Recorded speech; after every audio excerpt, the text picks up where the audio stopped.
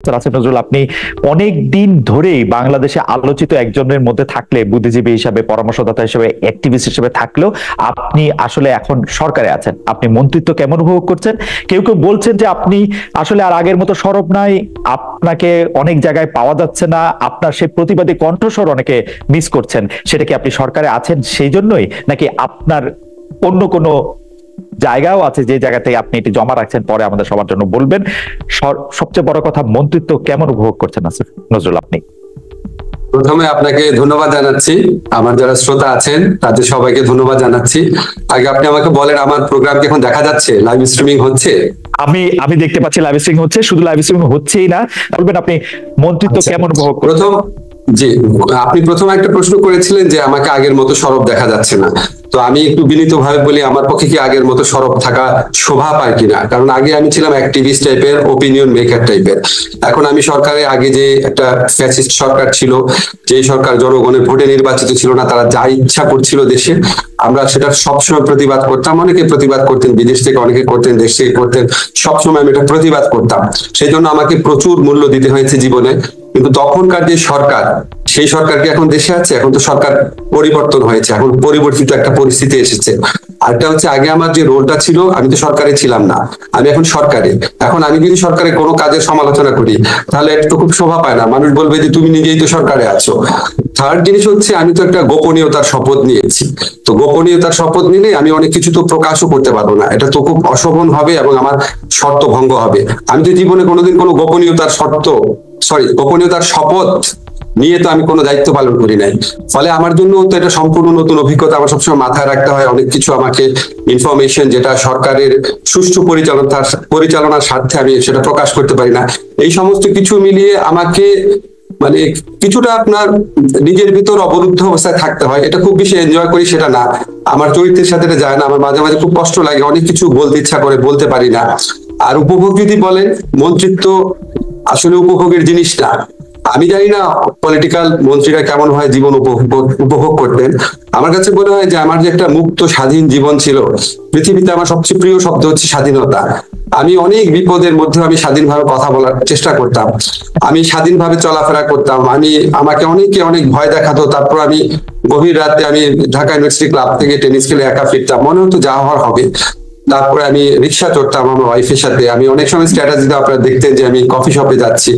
এখন আমাকে অনেক কিছু বিবেচনা করে চলতে হয়, আমাকে অনেক অনেক বেশি কাজ করতে হয়, অনেক বেশি। এবং খালেদ, সবচেয়ে অসহনীয় যেটা, এমনও হয় যে ধরেন আমি হয়তো 4-5 ঘন্টা জাস্ট একটা চেয়ারে বসে কাজ করছি, বা 3 ঘন্টা কন্টিনিউয়াস মানুষের কথা শুনছি। আমার জীবনে এগুলি খুব নতুন অভিজ্ঞতা এবং একদমই আনন্দদায়ক না। তবে একটা আনন্দ শুধু আছে, যখন কিছু করতে পারি, একটা মানুষেরও যদি উপকার করতে পারি, একটা ভালো সিদ্ধান্ত যদি নিতে পারি, তখন ভালো লাগে। এই আনন্দের সাথে কোনো কিছু তুলনা হয় না।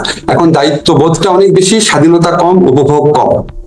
প্রফেসর আসিফ নজরুলের কথা এইবার আবার একটু দর্শকদের বলি যে আমি প্রফেসর আসিফ নজরুলকে 2-3 দিন 4-5 দিন, মানে বিশেষ করে গত 4-5 দিন ধরে অনেক চেষ্টা করেছিলাম যে একটি এক্সক্লুসিভ ইন্টারভিউ পাওয়ার জন্য। তিনি তার ব্যস্ততার জন্য সময় দিতে পারছিলেন না। পরে যখন তিনি রাজি হলেন, আমি কিন্তু তাকে বলেছি যে আমার হয়তো কিছু প্রশ্ন হবে যেটা নট সো নাইস। আসিফ ভাই আমাকে বলেছেন যে আমি যে কোনো ধরনের প্রশ্ন যে কোনো ভাবে করতে পারি, এমনকি তিনি আমাকে বলেছেন যে আমি চাইলে এটাও লিখতে পারি যাতে দর্শকরা এটাতে অংশগ্রহণ করতে পারে, যে অপ্রীতিকর প্রশ্ন তাকে করা যাবে। আসিফ ভাই, সেই জন্য আপনাকে আলাদা করে আবারও ধন্যবাদ দেই। তো সবচেয়ে অপ্রীতিকর প্রশ্ন যেটি এই মুহূর্তে আপনাদের দর্শকরা সবচেয়ে বেশি করতে চাচ্ছেন, একটি জায়গায় আপনি বলেছিলেন, আমি আপনাকে উদ্ধৃত করছি, এটাই ভারত প্রসঙ্গ, যে আমরা পত্র পত্রিকায় পড়ি 26 লাখ ভারতীয় বাংলাদেশে চাকরি করে, বাংলাদেশের ছেলেরা চাকরি পায় না, রাস্তায় রাস্তায় ঘুরছে, আর ভারতের ছেলেরা চাকরি করছে আপনি সরকারে আসার পরে। এই বিষয়টি সম্পর্কে আপনার আপডেটেড মন্তব্য কি? ভারতীয় এখন কি করছেন? Thank you. এটা আমি প্রথমে আপনাকে বলে রাখি, এটা কিন্তু আমি উপদেষ্টা হওয়ার পর বলি নাই। অনেকে এটা কনফিউশন ছড়ানোর জন্য, এটা আপনি ক্লিয়ার আছেন, আমি উপদেষ্টা হওয়ার পর বলি নাই। এটা উপদেষ্টা হওয়ার আগে ভারতের যে বাংলাদেশের প্রতি বর্বর কিছু নীতি, সেগুলি সমালোচনা করতে গিয়ে আমি একটা পর্যায়ে বলেছিলাম। এখন আপনাদের যেই আপত্তিগুলো আসছে, প্রথম প্রশ্ন হচ্ছে এখানে কি 26 লাখ আছে কিনা। তাহলে আমি আপনার দৃষ্টি আকর্ষণ করি, ফিনান্সিয়াল এক্সপ্রেসে 2009 সনে বলা হয়েছিল 5 লক্ষ ভারতীয় এখানে চাকরি করছে, 2009 সনে। 2015 সনে ডেইলি স্টারের রিপোর্ট, 2015 আজকের থেকে 9 বছর আগে সিপিডি বলেছে রেমিটেন্স পাঠানোর দিক থেকে বাংলাদেশ হচ্ছে পঞ্চম। 2013 সনে $3.71 বিলিয়ন $3.71 বিলিয়ন 2013 সনে পাঠানো হয়েছে, এবং সেই রিপোর্টে বলা হয়েছে এটা অফিসিয়াল ফিগার। আনঅফিসিয়াল ফিগার এর চেয়ে আরো অনেক বেশি। এখন আপনি বলেন, যদি এইরকম কোনো অ্যামাউন্ট থাকে যে আনঅফিসিয়াল ফিগার মিলে যদি এটা ধরেন ডাবলই ধরি আমি, তাহলে প্রায় $8 বিলিয়ন পাঠানো হয়। হ্যাঁ, এখন এই বিপুল পরিমাণ রেমিটেন্স যারা পাঠায় ভারতে যদি পাঠানো হয়, ওরা কি ভারতীয় না অন্য দেশের? তার মানে বিপুল পরিমাণ ভারতীয় এখানে আছে। আমি যে আপনাকে ফিগারটা বলেছি 26 লাখ, সেটা হচ্ছে কম হতে পারে, আবার বেশি হতে পারে। এক্সাক্ট চিত্র আমরা জানি না। কেন জানি না? আপনাকে আমি আরেকটু বলি না, আরেকটু বলি আপনাকে কেন জানি না। আজকে দেখবেন সালমান এফ রহমানের সাথে এনএসআইড চিফের একটা বক্তব্য ভাইরাল হয়েছে, আপনি ফেসবুকে খুঁজলেই পাবেন, টেলিফোন রেকর্ড তখনকার সময়। সেখানে উনি বলছেন যে বিভিন্ন সেক্টরে, বিশেষ করে সফটওয়্যার সেক্টরে অনেক লোকজন আসে যাদের জন্য ওয়ার্ক পারমিট দরকার হয় না, তারা কন্ট্রাকচুয়াল ওয়ার্কার হিসাবে আসে। এবং উনি ধমক দিচ্ছেন এনএসআইড চিফকে যে বিডার অনুমোদন এখানে লাগে না, তুমি এখানে সিকিউরিটি জিনিস দেখবা, তুমি অন্য জিনিস দেখবা কিনা, দেখবা কেন? এবং উনি কিন্তু খুব ক্যাটাগরিক্যালি ভারতের কথা বলে না এখানে। কিন্তু আপনি আমাকে বলেন, আপনি মানে পারসিভ করে দেখেন যে কন্ট্রাকচুয়াল ওয়ার্কার অনেক আসছে, অনুমোদন লাগে না, এটা সালমান এফ রহমান কোন দেশের ক্ষেত্রে বলতে পারেন? হতে পারে চায়নার ক্ষেত্রে বলতে পারেন, কিন্তু চায়নার ক্ষেত্রে যদি না লাগে তাহলে নিশ্চয়ই ভারতের ক্ষেত্রে লাগতো না, কারণ ভারতের বিরুদ্ধে তো আমাদের একটা নতজানু নীতি ছিল। এই সমস্ত জিনিস যদি আপনি অ্যাড করেন, আমরা একটা কনক্লুশনে আসতে পারি, বিপুল পরিমাণ ভারতীয় আনডকুমেন্টেড এখানে কাজ করছে। জিনিসটা হইলো যে আপনারা এখন সরকারে আছেন, আপনাদের কাছে কি কোনো তথ্য, মানে ওরা যদি রেমিটেন্স পাঠাতে হয় সেটা একটা প্রপার ব্যাংকিং চ্যানেলে পাঠাতে হবে, ওরা যদি এখানে কাজ করে তাহলে সেটার একটা কোনো না কোনো ভাবে পাসপোর্ট দিয়ে তারা যদি এন্ট্রি করে সেটা তাদের এখানে থাকবে, ঠিক আছে? সেই হিসাবটা আছে কিনা, আপনারা সেই হিসাবটা জানতে চেষ্টা করছেন কিনা, নাকি আপনারা মানে পত্র পত্রিকার গত সরকারের আমলের রিপোর্টের উপরে ভরসা করতেন? ধন্যবাদ, আপনি প্রশ্নটা করেছেন। আমি প্রথমে আপনাকে ক্লিয়ার করি, আজকে প্রবাসী কল্যাণ মন্ত্রণালয় যখন গিয়েছিলাম তখন একজন সাংবাদিক আমাকে প্রশ্ন করেছিলেন, উনার ধারণা ছিল এটা হচ্ছে আমার মন্ত্রণালয়ের বিষয়।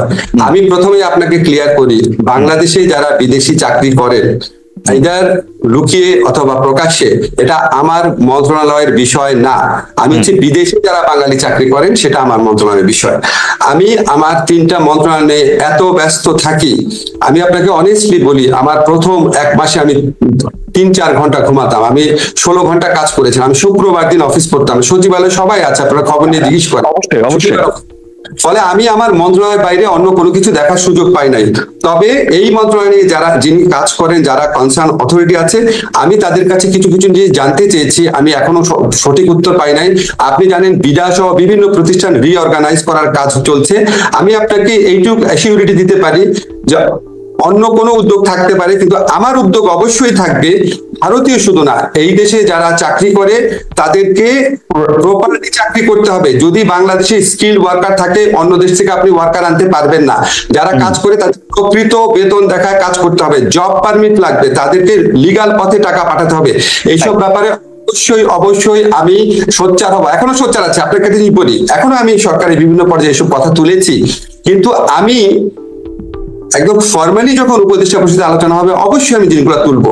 কিছু ব্যাপার আমি কোথায় প্রশ্ন করছি, কোথায় উত্তর জানতে চাচ্ছি, আমি আপনাকে সবকিছু এখন বলতে পারবো না। তবে এটা আমি আপনাকে কনফার্ম করি, অবশ্যই এই ব্যাপারে আমার দৃষ্টি থাকবে।